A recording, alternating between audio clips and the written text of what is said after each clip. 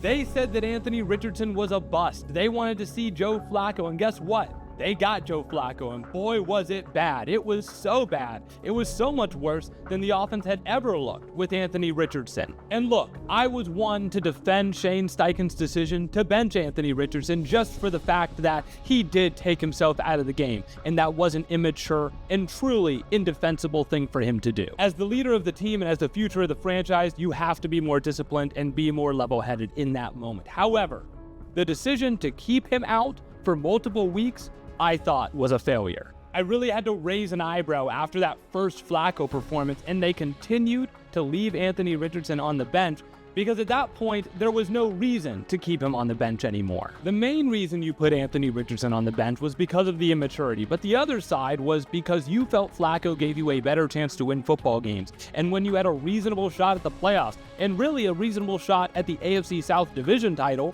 I didn't think that was a bad play. But when Flacco was clearly making the team worse, they should have cut their losses and put Richardson back in right away. It almost felt like had Richardson sat out a third week, there would have been more questions relating to the coaching staff going forward than the quarterback situation. I saw a number of Colts fans on social media saying that Steichen was going to end up coaching himself onto the hot seat by leaving Richardson on the bench. But luckily, none of that happened. Anthony Richardson did return to the starting lineup, and he has since been playing the best football of his short career thus far. It's almost Bryce Young-esque. He gets benched, comes back in, starts playing better, starts taking the strides that you expected him to take in this second season. And more importantly, on top of the quarterback play being much better, the Colts have won 2 of their last 3 games on the back of their offense playing well. And they do still have a shot to make the NFL playoff this year as they currently sit as the 8th seed in the AFC playoff picture. So that brings me to the 2 questions that I want to answer today. The first being, how reasonable of a chance do they actually have of making that wild card playoff spot? And number 2, could they even possibly still win their division? Considering they do have 2 losses to the Texans already, that is obviously going to be the harder path. So let's just start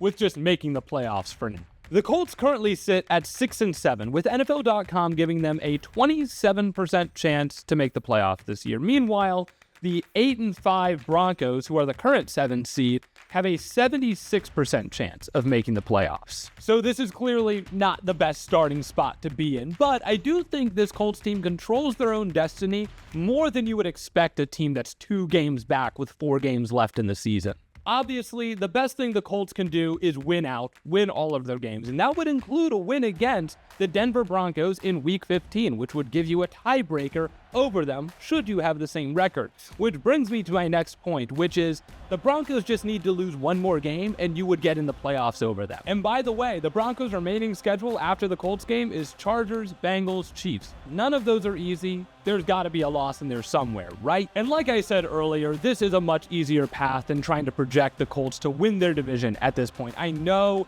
the Texans are kind of known to be frauds, but they already have 2 wins on the Colts. And so you're not asking them to drop 1 other game. You're asking them to drop 3 of their next 4, which I just don't know if that's reasonable. Although they do have a very tough schedule to end the year also. They play the Chiefs, the Ravens, and the Dolphins, as well as the Titans, who they've already lost to. They could lose to them again. It's possible, but it's just more things that has to happen. But none of this matters if the Colts can't win all of their remaining games. That is obviously the most important part here. Again, they could drop 1, but why make it more difficult on yourselves? I think the nice thing is they do have a favorable schedule coming up. They have a bye week this week, then they come out Week 15, play the Broncos. That's the hardest game they have remaining because then they go on to play the Titans, the Giants, and the Jags. You have the offense playing the best it has all year. You have Richardson falling out with a ton of confidence. The one thing I would be really concerned about is the defense. It is the one thing that has plagued this team all year. They have allowed some of the most points in the NFL.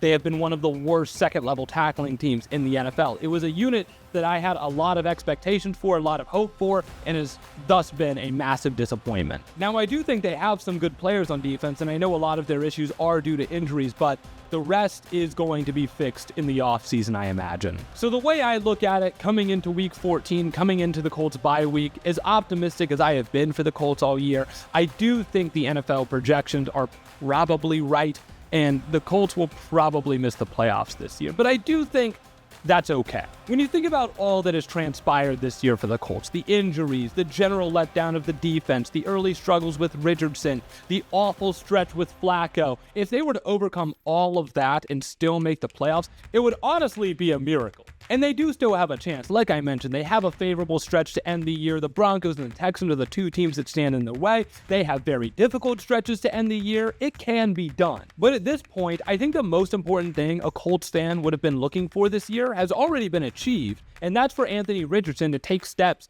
towards being the franchise quarterback that he was drafted to be, which I think he has. So even if the final result at the end of the year, the final record is a little bit underwhelming, I do think Colts fans should be optimistic and excited for the future of this team. I'll have one more update video on the Colts. We'll see if they made the playoffs. Either way, I look forward to recapping this season, and until then, thank you all so much for tuning in, and I will catch you on the flippity flop.